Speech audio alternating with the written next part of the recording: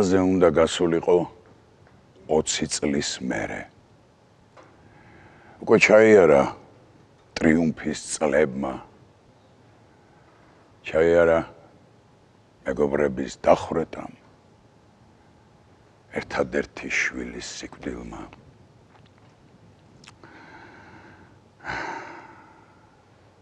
ხეების ჭრამ, გადასახლებამ, ციმბირმა. ირკუტსკის 50 გრადუსიანმა ყინვამ.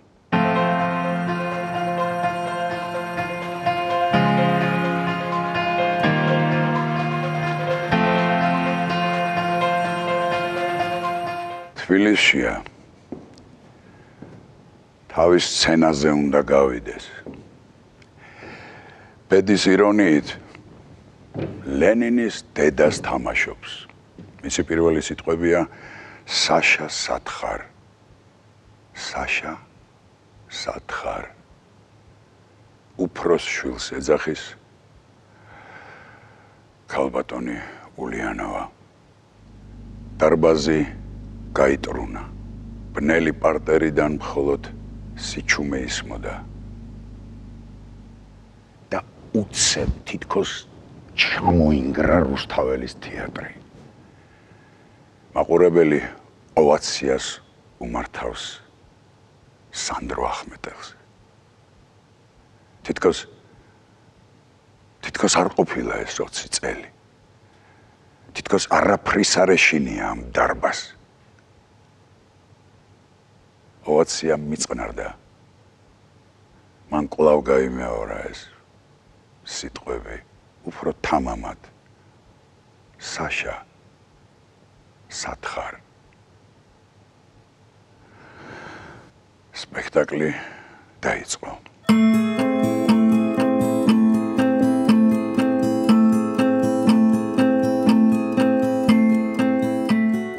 სანდრო ქმნიდა ახალ თეატრს, ქმნიდა ქართული თეატრის ეროვნულ მოდელს, ამკვიდრებდა ქართულ სცენაზე ქართულ თეატრალურ ფორმებს და მისი თეატრი გამოირჩეოდა სრულიად ორიგინალური კონცეფციით, რომელიც მუსიკალური იყო თავისი ბუნებით და შინაარსით.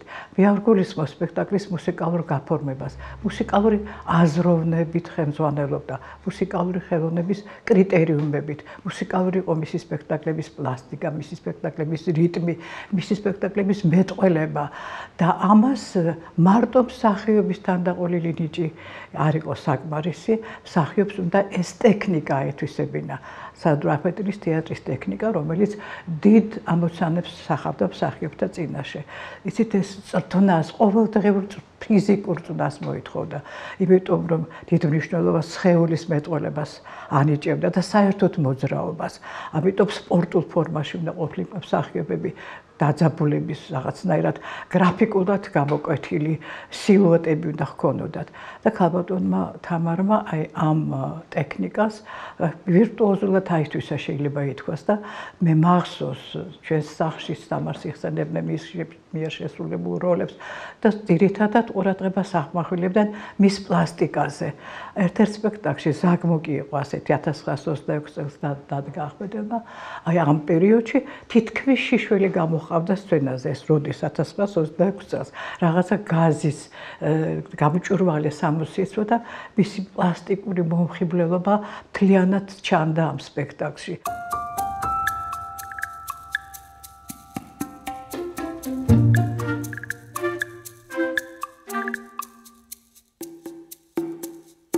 ძალიან ჰარმონიული იყო სცენაზე. ვარსკვლავური მონაცემებით იყო დაჯილდოებული. უბრალოდ არ დასცალდა. 33 წლის იყო, როდესაც მისი კარიერა შეწყდა და როდესაც საერთოდ დამთავრდა ახმეტელის თეატრის არსებობა. გამოიარა უმძიმესი, ბედის წერამ არ დააკლო. აი არ დაიშურა არანაირი სისასტიკე. ყველაფერი თავს დაატყდა. საშინელი პირობები ციხის, 10 წელიწადი ციხის კამერაში იყო გამოწვეული. 10 წელიწადი შემდეგ ასეთი თავისუფალი დასახლების ის იყო რეჟიმი. ეს იმას ნიშნავდა, რომ ტერიტორიას ვერ გასცდებოდა.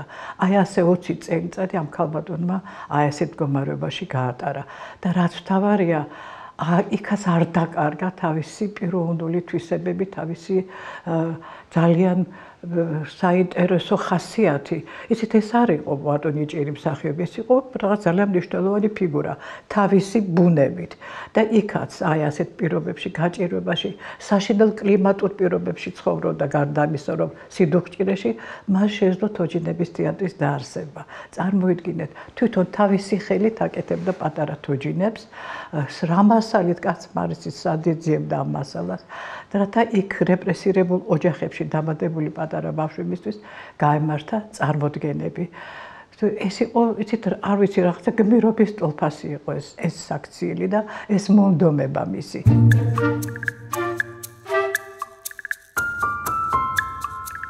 თავი რო გადაერჩინა და ალბათ ის ბავშვები, რომლებიც გადასახლებული ოჯახების შვილები იყვნენ, თოჯინების თეატრი დააარსა და თევზის ფხისგან შეკერა თოჯინები. და რო გამოვიდა პირველი თოჯინა და კატამკნავილი და ძაღლმა ყეფა დაიწყო, ბავშვებს თურმე ტირილი მოურთით, იმიტომ რომ ისე იზრდებოდნენ ბავშვები, რომ თოჯინა და ეს ცხოველები და ეს ნანახი არ ყავდათ. და სპექტაკლის მერე ერთი ბავშვი შეპარულა და თეჯერს მიღმა დაკაჩა თურმე ქალბატონ თამარს. და რო დაიხარა, აი აქ აკოცა და უთქვამს, რომ დეიდა მე თქვენ ყველაზე ძალიან მიყვარხართ, რადგან დღეს მივხვდი, რომ თურმე შეიძლება როდესმე სიკეთემ გაიმარჯვოსო და აი ამ სხვისთვის გაკეთებული სიკეთეებით ცხოვრობდა, რომ რამენაირად თავი გადაერჩინა. იმიტომ რომ აი რო დაწერო ალბათ ბედი ტრაგიკული ქალისა, უნდა დაწერო თამარა წულუკიძის ბიოგრაფია, როგორ გააგდეს ქვეყნიდან, თეატრიდან, ქმარი დაუხრიტეს, ერთადერთი შვილი როგორ გარდაეცვალა, როგორ დაიტირა ეს შვილის ტანსაცმელი თოლში, მერე როგორ ებრძოდა ამ სულ სამართლობას და რომ დაბრუნდა უკან. და მიიღო პატარა წერილი, რომ თურმე სანდრო ახმეტელი უდანაშაულო იყო. თამარ წულუკიძე ყოველთვის ასოცირდება სანდრო ახმეტელთან და ეს ბუნებრივიც არის, ხო, რა თქმა უნდა, სანდრო ახმეტელის მეუღლე იყო და მის სპექტაკლებში შექმნა არაჩვეულებრივი მხატვრული სახეები. თუმცა, ვიდრე ის სანდრო ახმეტელის სპექტაკლებში ითამაშებდა, პირველ რიგში ის გამოარჩია კოტე მარჯანიშვილმა და მთავარი როლების შემსრულებლად დანიშნა, ზოგჯერ ის იყო დუბლიორი მთავარი პერსონაჟების შემსრულებლების, ზოგჯერ ასრულებდა თავადაც მთავარ როლებს. ანუ იმის თქმა მინდა, რომ თამარ წულუკიძე არ იყო მხოლოდ რეჟისორ სანდრო ახმეტელის ცოლი, არამედ ის იყო ცალკე დამოუკიდებელი, არაჩვეულებრივი ნიჭით დაჯილდოებული, საოცარი გარეგნობით დაჯილდოებული მსახიობი. და ვფიქრობ, რომ არა ეს ტრაგიკული მოვლენები, რაც განვითარდა მის ცხოვრებაში, ალბათ მე ვფიქრობ, რომ ის დაიპყრობდა ისეთ არტისტულ მწვერვალებს, როგორც დაიპყრო თუნდაც ვერიკო ანჯაფარიძემ, სესილია თაყაიშვილმა და იმ ეპოქის, იმ თაობის მრავალმა ქალმა მსახიობმა. ხშირად ამბობენ ხოლმე, რომ აი სანდრო ახმეტელის მეუღლე იყო და ამ თეატრის წამყვანისა ყველა მთავარი როლი მას ჰქონდა, ხო? მაგრამ ჩვენ თუ ცოტა უკან გადავალთ, მაშინ როცა ჯერ კიდე მარჯანიშვილია რუსთაველის თეატრის ხელმძღვანელი, დავინახავთ, რომ აი მის ცნობილ სპექტაკლში 1925 წელს დადგმულ შექსპირის ჰამლეტში ის წარმოიდგინეთ თქვენ, რომ იყო ვერიკო ანჯაფარიძის დუბლიორი ოფელიას როლზე, ხა ჰამლეტში ქალის ორი როლია, ხო, გერტრუდა და ოფელია. ესე იგი, წამყვან როლზე თან უკვე ვერიკო ანჯაფარიძე, ასე თუ ისე, მაინც ჩანდა, ხო? და მისი დუბლი ეს შემთხვევით ალბათ არ მოხდებოდა, ხო, მარჯანიშვილს, რომ მასში არ შეემჩნია ის რაღაც სამსახიობო მონაცემები. თვითონ თუ ცოტა კიდე უკან წავალთ და გადავხედავთ, მას პროფესიული განათლება აქვს მიღებული, ის შემთხვევით არ მოხვედრილა თეატრში.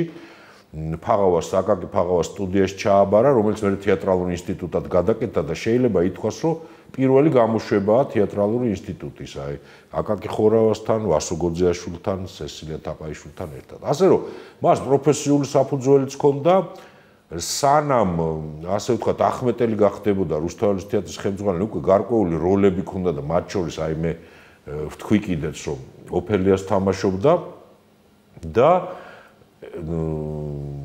შემდეგ უკვე რა თქმა უნდა ახმეტელთან იგივე რღვევას ავიღებთ, სადაც ის ქსენიას თამაშობდა, ლამარას თამაშობდა, ხო?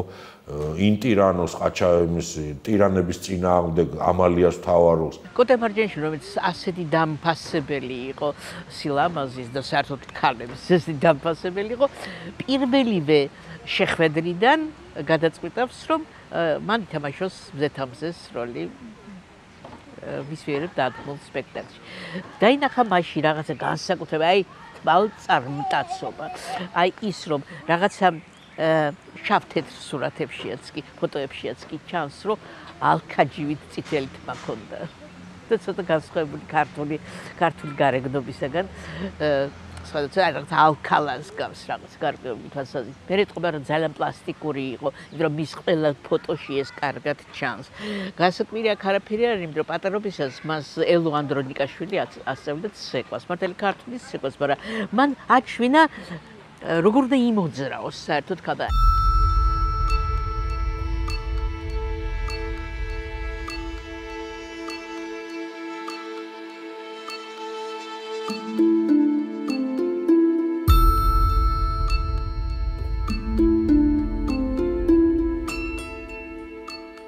შეიძლება თამამად ითქვას, რომ ახმეტელის მუზა იყო ცხოვრებაშიც, შემოქმედებაშიც, იმიტომ რომ როგორც ყვებიან კაცი, რომელიც, რა ვიცი, მე ბერიას არ შეუშინდა და კედელს გაანგრევდა თავით. აი ესეთი კაცი აბსოლუტურად სხვანაირი ხდებოდა, როცა მის გვერდით იყო თამარ წულუკიძე. აი ყველას უკვირდაო, რომ რაღა ბობოქ შეუპოვარი, მოჭხუბარი, აი ფეთქებადი რაღაც და როგორც ბავშვი ისეთი ხდებოდა ამ ქალის გვერდით. ასე ყვებიან. ანუ აი ასეთი სიყვარული ქონდა, ასეთი ვნება ქონდა ამ ქალის მიმართ და ეს იცი ფოტოებშიც რო უყურებ, თითქოს რაღაც განსაკუთრებული ფიზიკური მონაცემების ქალი არ არის, თითქოს აი რაღაცა რო თქვა, ხო, ისეთი რაღაც სასწაული, მაგრამ აი ეს მომნუსხველობა და ეს მიმზიდველობა ქონდა. ეთქობა ხშირად არის, ხო, შეიძლება კლასიკური პროპორციებით ლამაზი ქალია, მაგრამ აი ვიღაცა მეორე მის გვერდით უფრო ეშხიანია, ხო, რაღაცა ეს აუხსნელი რაღაცა. აი ასეთი ქალი იყო.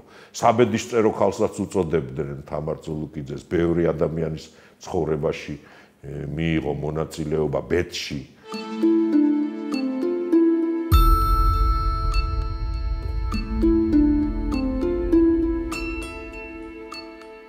თამარ წულუკიძე არის ერთ-ერთი ისეთი გამორჩეული მსახიობი ქართული თეატრის ისტორიაში, რომლის შემოქმედება, ცხოვრება და ეპოქა გადაჭაჭულია ერთმანეთზე და ფაქტობრივად შემოქმედებითი კარიერის განსაზღვრელი არის ის ეპოქა, რომელშიც ცხოვრობდა თამარ წულუკიძე და მოღვაწეობდა. ის ერთ-ერთი გამორჩეული ფიგურა ახმეტელის შემოქმედებაში, რუსთაველის თეატრის ისტორიაში და მის სახელთან არის დაკავშირებული ძალიან ბევრი ქარტეხილი და მოვლენები, რომელიც ხდებოდა ქართული თეატრის ისტორიაში. ხშირად ჩვენ ისტორიკოსებიც ვცოდავთ ხოლმე, როდესაც ვქმნით ხატებს, ვაღმერთებთ ხოლმე, გვინდა ვაქციოთ გმირები და გვავიწყდება, რომ ამ გმირებსაც აქვთ დადებითი და უარყოფითი მხარეები, სხვა შემთხვევაში ის გმირი ვერ იქნება და ისინი არ არიან ღმერთები, არამედ ისინი არიან ადამიანები, რომლებსაც აქვთ თავიანთი სისუსტეები. თამარ წულუკიძე ასეთი უნიკალური შემთხვევაა ქართული თეატრის ისტორიაში, ის იყო ადამიანი, რომელსაც ჰქონდა არამხოლოდ ქალური სისუსტე, არამედ ადამიანური სისუსტე, მას ჰქონდა ძლიერი მხარეები, ის იყო მებრძოლი ქალი, ის იყო თავის პოზიციების დამცველი და ძალიან დიდი ფიგურა და ფაქტობრივად ახმეტელის შემოქმედებითი ცხოვრების განსაზღვრელიც კი. ჩვენ ვიმყოფებით თბილისის კინოსტუდიაში სურათ ქალის ტვირთის გადაღებაზე, რომელსაც რეჟისორი ნიკოლოს სანიშვილი დგამს მიხეილ ჯავახიშვილის რომანის მიხედვით. ფილმის ოპერატორია დიმიტრი ფელდმანი. როლებში ვხედავთ მსახიობებს ლია ელიავას, გიორგი შავგულიძეს, თამარ წულუკიძეს, ალექსანდრე ომიაძეს და სხვებს. რომ ნახულობ ფილმს ქალის ტვირთი, სადაც თამარი თამაშობს დედის როლს, აი იმ თვალებში ყველაფერი ჩანს, რა გზა გამოიარა ამ რაღაც საოცარმა არისტოკრატმა ქალბატონმა თავისი საოცარი რაღაცა ესეთი არისტოკრატული მანერებით, რომელიც ამ სისუსტის, ფაიფურის, თოჯინის მიღმა რაღაც დიდ ძალას ატარებდა, რომელთაც შეძლო რომ დაპირისპირებოდა ეპოქას, დაპირისპირებოდა დროს და მოსწრებოდა იმ დღეს, როცა საქართველო დამოუკიდებელი გახდებოდა, რომ ეს ამბავი საშა მისი ქმრისთვის მიეტანა იმ ქვეყნად. აი რაღაცა თამარა წულუკიძის ცხოვრების მაგალითი ჩემთვის არის აი პირდაპირ ნიმუში, როგორ შეიძლება რაღაც მიზნისთვის იცხოვრო, რომ შენ აი მიზანს ელოდები და ამისთვის სიცოცხლეს წელავ, დროს წელავ, ჯანმრთელობას აბიჯებ, იმიტომ რომ იმას უნდა მოესწრო. ნუ დაგღუპავთ, ძვირფასო სანდრო, გვიშველეთ. ეს ერთი აპატიეთ, ახალგაზრდა, უჭკუობით მოუვიდა. უჭკუობით?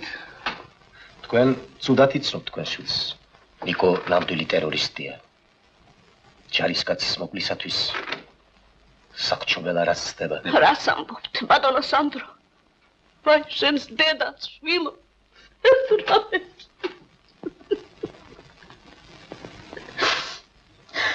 ეს ჯობს, აკვე მომკოთ.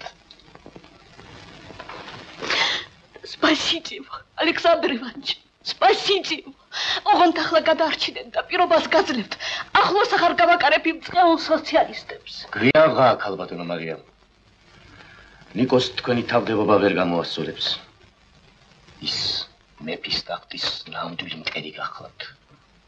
კეთოსაც დიდი ხიფათი მოელის გურგენის გადარჩენისათვის. არ ვიცი პირდაპირ როგორ უნდა გიშველოთ. მხოლოდ თქვენად ჩვენი მხსნელი, მხოლოდ თქვენ. ამ დროს გული მთლად დაუსუსტ. ლოგინად ჩავართ. ბატონი ამ დროს ამ მდგომარეობას შეგენება როგორ შეიძლებოდა? მაპატიეთ. გაუბედურებული და გასაცოდავებული საქართველოში არ დაბრუნებულა. ეს კვალი ამ ძიმე ცხოვრებისა ეტყობოდა, მაგრამ თავი ღირსეულად ეჭირა. ძალიან ნებისყოფიანი ადამიანი იყო და აი შემოქმედებითი ენერგია იმდენად მომძლავრებული იყო, აი დაიცვა, აი გადაატანინა ამ მთელი უბედურება ამ ადამიანს. ნამდვილად ძალიან საპატივცემულო პიროვნება იყო. მე მაშინ გავიცანი უკვე ახლოს და ისიც გარდა იმისა, რომ ნიჭიერი იყო ბუნებით, ინტელექტუალური ქალი იყო, მოაზროვნე ადამიანი იყო, თავისი პრინციპები ჰქონდა. ჩამოვიდა აქ, რომ შეეხსენებინა საზოგადოებისთვის თავისი არსებობა. ამხელა ინტერვალის შემდეგ გამოვიდა რუსთაველის თეატრის სცენაზე. ეს ხომ წარმოიდგენიათ რა ტკივილთან და რა ფსიქოლოგიურ მდგომარეობასთან იყო ეს დაკავშირებული. სპეციალურად მუშაობდნენ აზრზე, რომ თამარი იყო ახმეტელის ცოლი და ამიტომ ქონდა სამუშაო და ადანაშაულებდნენ. ამაზე მთელი პროპაგანდისტული მანქანა მუშაობდა, რომ ესე შეეფუთათ. ეგ არა, ხსენება იგრძელებოდა ახმეტელის თეატრონები თეატრალურ ინსტიტუტში ატარებდნენ ლექციას და ისე იწყებდნენ და ამთავრებდნენ ქართული თეატრის ისტორიაზე საუბარს, რომ ახმეტელს არ ახსენებდნენ. როგორც ერთ-ერთ ყველაზე მნიშვნელოვან სახელდაგვარს კი არა, ისედაც. ამიტომ ეხლა რა გასაკვირია, რომ საბჭოთა იდეოლოგიას ეს მშვენივრად შეეფუთათ, მაგრამ აი მაგალითად ესტატე ბერიაშვილის ნაირმა ხალხმა, რომელიც ესე უბეში ჩამალული ფურცლებ რო უთხრეს დაანთე ცეცხლი და დაწვე ყველაფერიო, რაც ახმეტელს და მის ოჯახს ეხებოდა, გაანადგურება ესტატე ბერიაშვილმა წაუკიდა ცეცხლი სხვა საქაღალდეს და ამათი ყველაფერი შეინახა. რომ მოიტანა თითო ფურცელი უკან მუზეუმში რუსთაველში მერე გარდაიცვალა. აი სუმაკანცა რომ იმიტომ იცხოვრა ესტატე ბერიაშვილმა, რომ ახმეტელის, თამარა წულუკიძის და ამ პერიოდის და აი ამ თეატრის ეს მონაკვეთი გადაერჩინა და შეენარჩუნებინა ჩვენთვის. როდესაც თეატრში რეპეტიციები და განსაკუთრებით გენერალური რეპეტიციები ძალიან გვიან თავდებოდა, როცა ტრანსპორტი აღარ მუშაობდა, სანდრო არ უშვებდა ახალგაზრდა მსახიობებს თავის სახლში სადღაც გადაკარგულში რა წაღვიდნენ და სტოებდა აქ გასათევებლად.